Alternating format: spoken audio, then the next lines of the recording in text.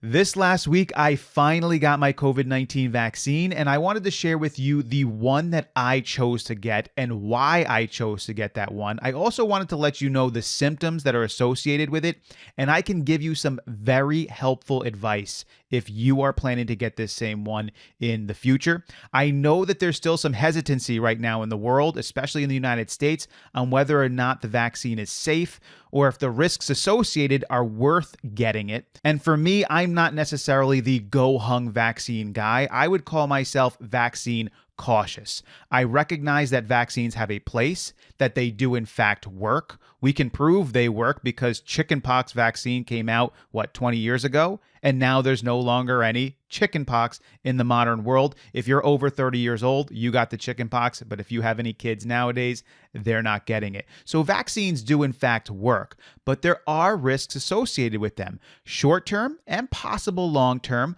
although the medical community will tell us that the long-term risks associated with them really aren't there. We do understand that they don't know everything. And when you're injecting a man-made substance into the muscles and bloodstreams of human beings, you can't entirely know exactly what's going to happen, especially when those vaccines are fairly new.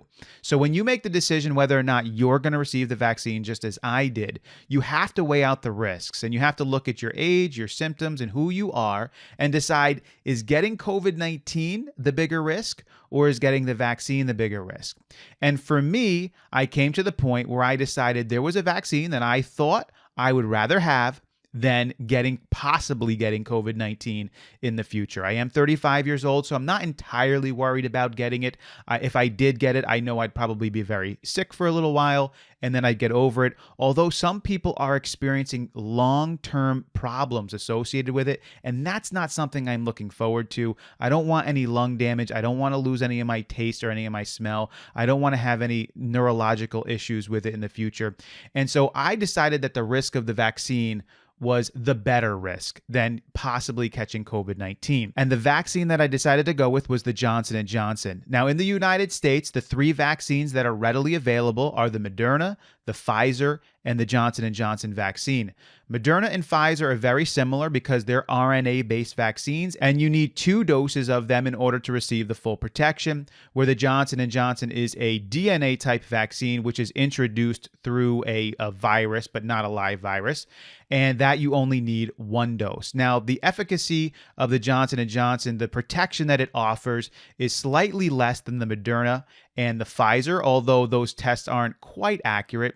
I determined that the Johnson & Johnson was the one for me.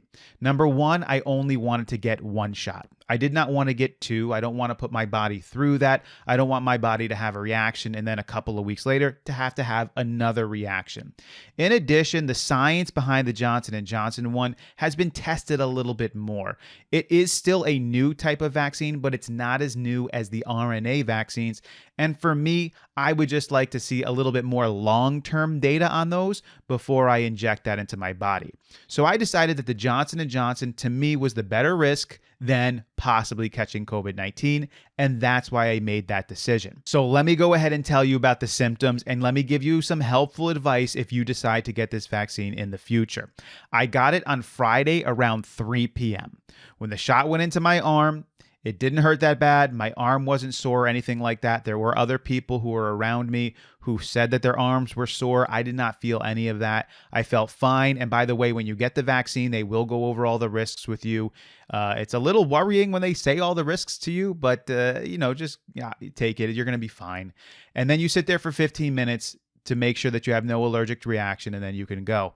And so I went, and for the rest of the day, I felt pretty good, no problems at all, until right around 9 o'clock. I could tell I was starting to feel a little off, almost like you're starting to get sick, that feeling.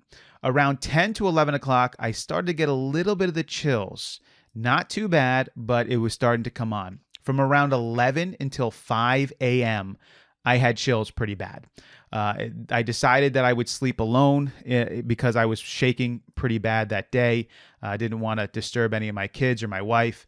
And I didn't get that much sleep between 11 and 4 a.m. By 4 a.m., I finally decided to get out of bed and take my first Tylenol. I didn't take Tylenol before that. I try to go as long as possible without taking any medication. You may be like that too, but for me, I had to take it at around 4 o'clock. So I took it. I still had the chills from around 4 a.m. to 6 a.m., but eventually those chills did stop. And the next day on Saturday, it was just body aches the entire day. You feel tired, you feel out of it, you have body aches. And that lasted pretty much the entire day. By the end of the night, I was actually much better, and that night was better. And then Sunday was way better. I mean, I was almost back to normal on Sunday. And that was the first day, Sunday was the first day where my arm actually started to feel a little sore. Not very badly sore. I never got a reaction. I never got red or bumps or anything like that. But it took a couple of days for my arm to feel sore. And even now, it's slightly sore if I touch it hard enough, but not that bad. Now, these are not the same symptoms everyone's having, but what I'm going to tell you is that you should be prepared to have symptoms like this. Don't go into getting the vaccine thinking that you're going to be perfectly fine and nothing's going to happen. This is my advice to you. If you are going to get the vaccine, schedule it for a day where the next couple of days you don't have anything really important to do, just in case, if you're able to do that. So if you're off on a Saturday and Sunday, schedule it for a Friday. Likewise, if you're off on Monday, Tuesday, schedule it for a Sunday, or schedule it during a time where you can take off if you need to. I know about half of the people are experiencing light symptoms and the other half of the people are experiencing a little bit more severe. I think mine was probably right in the middle. I know a lot of people who are younger are experiencing some more severe symptoms than those who are older, but it is all different depending on who you are, your body type, your blood type, male, female, testosterone, estrogen level. A lot of this plays into the way this works. If you're getting the Moderna or the Pfizer one, the second dose is said to have been a little bit harder to deal with because your immune system is really ramping up at that time. I know that this is a very personal decision, and I, for one, would never be somebody that would tell someone else that they should or have to get the vaccine. I know that there are those who are out there who are so righteous that they would even shame people if they don't get the vaccine. I will let you know right now, it is your body, and nobody should force you to stick something in it, especially the government. If you choose that the risk of getting COVID-19 is a much lower risk than putting something into your body, which is man-made and don't really entirely know everything about it, then you need to make that decision. For me, I came to the place where I was comfortable with the Johnson & Johnson one. I also have a wife and kids at home, and I am out and about a little bit more. And as a public school teacher, and just looking at some of the long-term results of what people who have gotten COVID-19 have gone through, I just made that decision. I do know that there's likely to be boosters in the future because there's a ton of different variants out there. I will probably be okay with getting some of the boosters in the near future, but eventually I'm going to get to the point, probably a few years from now, where I'm going to treat COVID-19 as a flu or a cold. I don't treat it like that yet, but eventually I will. So once I have the vaccine and a couple of the boosters that come out, I will then, in my opinion, no longer be as concerned with it because it will likely develop into a seasonal type of virus that we're already dealing with. The flu did this a long time ago, and a lot of the colds, different types of colds that we have, did this a long time ago as well. And so it will happen with COVID-19. But for right now, I just wanted to remain a little bit more careful and cautious of it. And that's why I decided to get it. So hopefully some of this information is helpful to you. If you have any questions that you want to ask me, you can leave them below. Perhaps I'll be able to answer you personally, or maybe on a future video. Once again, thank you for coming along with me. As always, I will catch you next time.